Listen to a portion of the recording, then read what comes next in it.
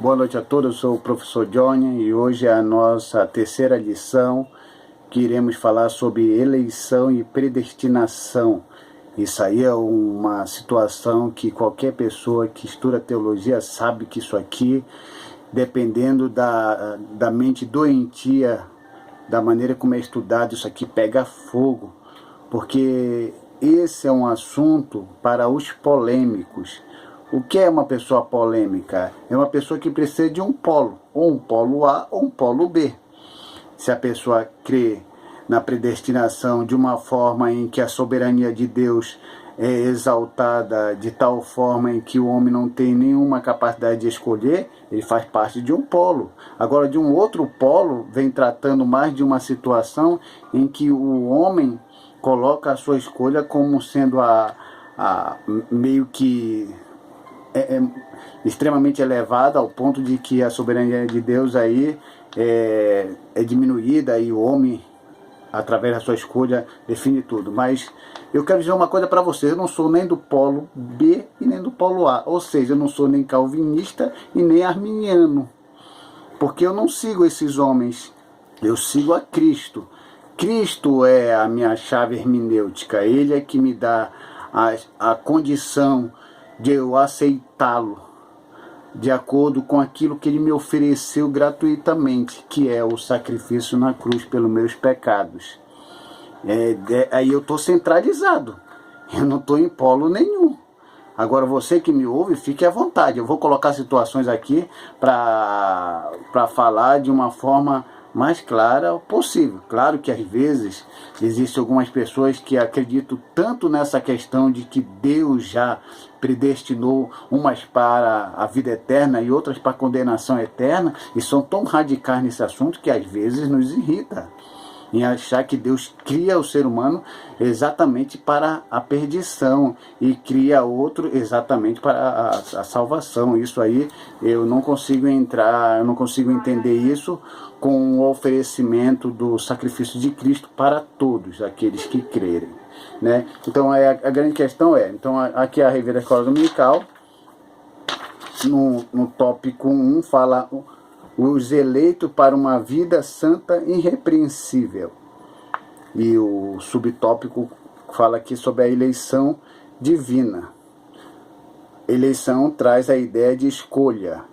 Ok, nós somos escolhidos pelo Senhor.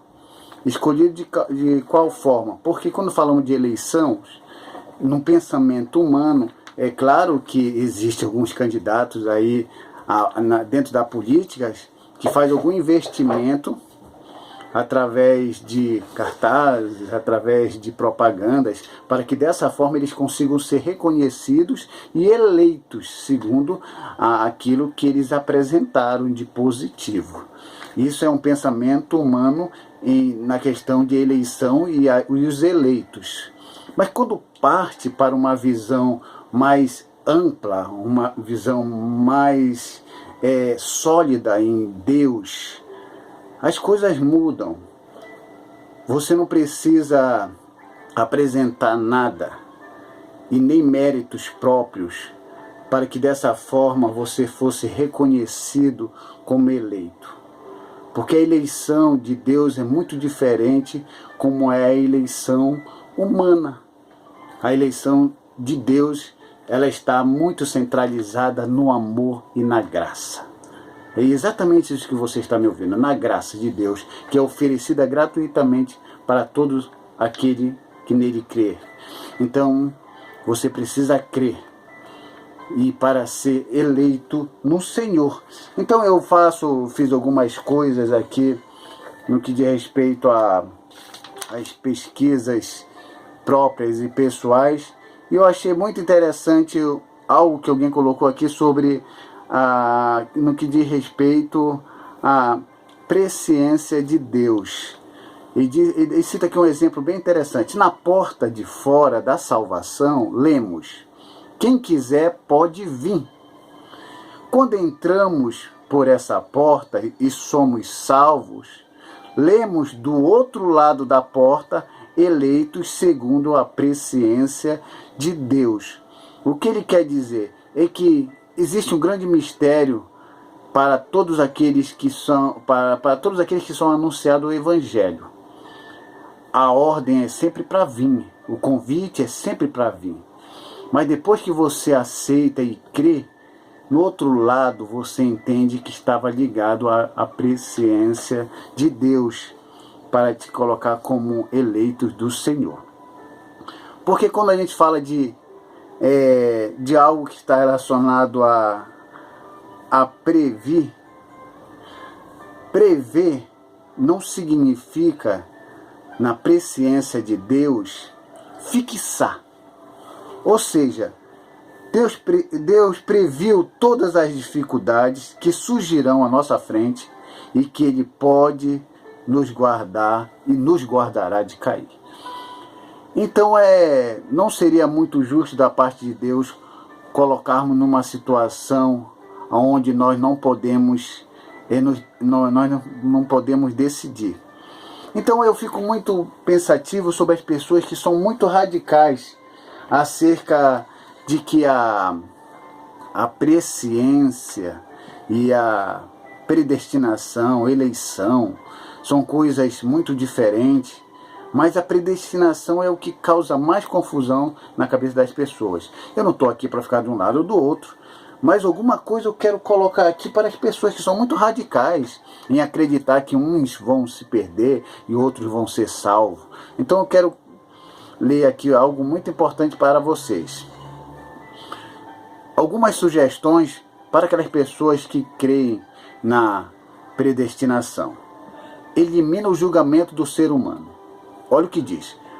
Como o ser humano pode ser culpado ou absorvido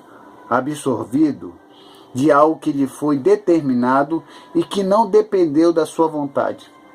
Isso é uma pergunta. Como é que ele pode ser determinado, ou culpado, ou absorvido sobre aquilo que não depende da sua vontade? Se o homem não teve vontade de escolha e de nada, como é que ele pode ser punido por isso? Existe aqui a segunda situação. Essa foi a primeira que eu li. Eu vou ler a segunda. Maldade de Deus. A predestinação seria um ato de maldade de Deus em duplo aspecto. Primeiro, porque sacrificou o seu filho sem necessidade, já que os que iriam ser salvos estariam predestinados. Essa é a segunda situação. A primeira, né? A segunda é o que diz. O que podendo salvar a todos, Deus não o quis, preferindo destinar milhões e milhões por sua expressa vontade ao fogo do inferno. Então aqui nessa parte fala o seguinte: se algumas pessoas estão certas para serem salvas e outras estão certas para serem condenadas, então o sacrifício de Cristo de nada valeu. Porque sacrificou seu filho sem necessidade, se já havia pessoas salvas e pessoas não salvas. Que sentido fazer o sacrifício de Cristo? Invalida a perseverança, a predestinação radical. Se uma vez salva, a pessoa está salva para sempre, então o crente não tem mais nada a fazer e a perseverança cristã é apenas figura de retórica. Por que perseverar? Por que ir à frente? Se eu estou condenado ou não condenado, como é que eu vou saber disso? Só alguma pessoa que com a sua super inteligência pode entender essas coisas. Então, por que perseverar se tudo já está determinado, né? Não faz sentido também. Quarto, desmente a doutrina da queda. Se a predestinação é um decreto anterior à criação, como alguns predestinistas afirmam, então a queda não existiu de direito. Foi apenas um fato ilustrativo. Se a predestinação se deu após a queda, conforme outros afirmam, aí a queda não tem importância alguma na história da salvação. Então é uma coisa complicada. Se após há uma predestinação, em que sentido faz então aquela queda? Aquela queda não teve nenhum sentido. Foi simplesmente uma coisa sem importância.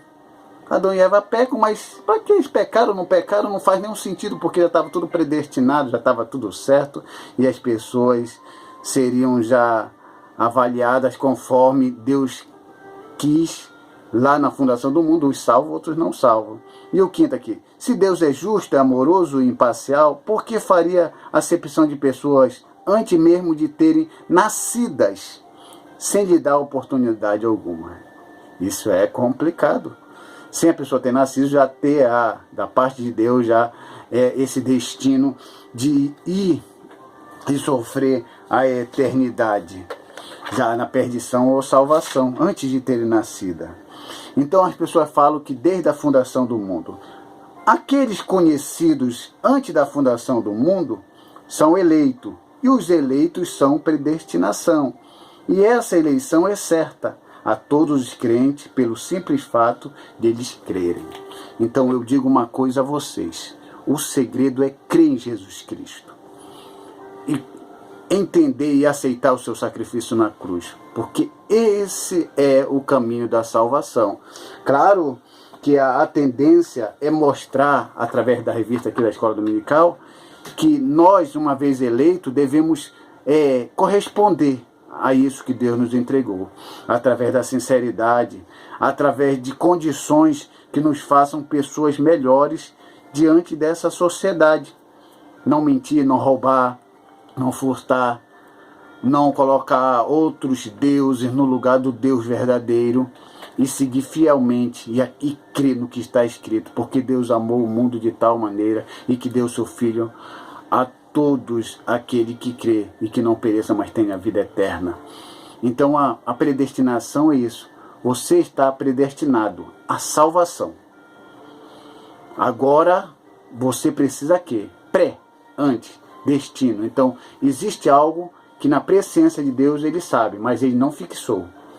Ele escolheu um caminho certo para você, mas através das suas escolhas você pode escolher o caminho da perdição.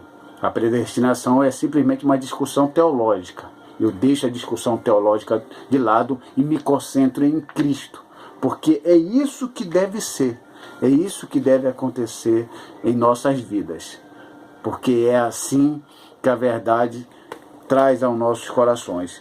E tem uma coisa bem interessante aqui,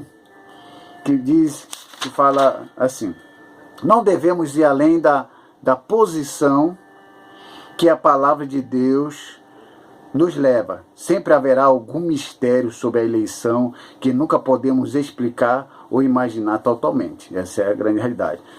Segundo, nosso dever é pregar o Evangelho para todos no poder do Espírito Santo. E terceiro, a eleição deve ser uma doutrina de esperança e de conforto para o povo de Deus, e não uma doutrina de horror e desespero. Vocês me entendem? E aqui, os crentes devem ser encorajados a segurar a sua chamada e eleição. Essa é a grande realidade. Essa doutrina de predestinação não deve ser uma coisa de medo, de horror e de terror para o povo. E nós, muitas coisas não vamos entender dentro desse mistério da escolha do Senhor e da mensagem da salvação. Mas uma coisa é certa, nosso ide é pregar o Evangelho e dar esperança para as pessoas que estão nesse caminho da verdade. Porque muitos estão aí preocupados se são escolhidos ou não escolhidos.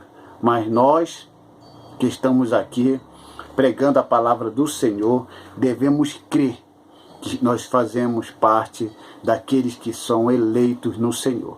E assim a salvação chegará até nós. Eu espero ter ajudado a vocês com esse pequeno resumo sobre essa lição da Escola Dominical, que automaticamente ela em si já dá alguma explicação, e eu preferi trazer algo mais além do que estava escrito. Simplesmente peguei o primeiro tópico para trazer alguma coisa sobre eleição e sobre predestinação, porque tudo isso depende exatamente não só do homem e não só de Deus, mas o homem e Deus juntos são responsáveis pela salvação do homem, porque Deus nos concede a salvação através do seu Filho, e nós precisamos crer e fazer essa escolha para que aí então sejamos alcançados pela sua graça. Que Deus abençoe a todos em nome de Jesus. Amém.